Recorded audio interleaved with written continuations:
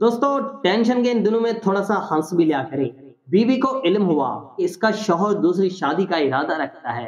चुनाचा उसने एक दिन बड़े एहतमाम से इशाया तैयार किया और 4 अंडे उबालकर हर एक को अलग अलग रंग से रंगा और शौहर को पेश कर दिया। शौहर ने पहले हैरानी से रंग बिरंगे अंडों को और फिर इस्तफाहमिया नजरों से बीवी की जानिब देखा। बीवी ने कहा, आप खाएं और फिर बताएं कि आपको ये रंग बिरंगे अंडे कैसे लगे। शौहर ने 3 अंडे खाए और ताज्जुब से बोला कि इनमें तो कोई फर्क नहीं, सबका यकसा जायका है, रंगों का क्या फायदा।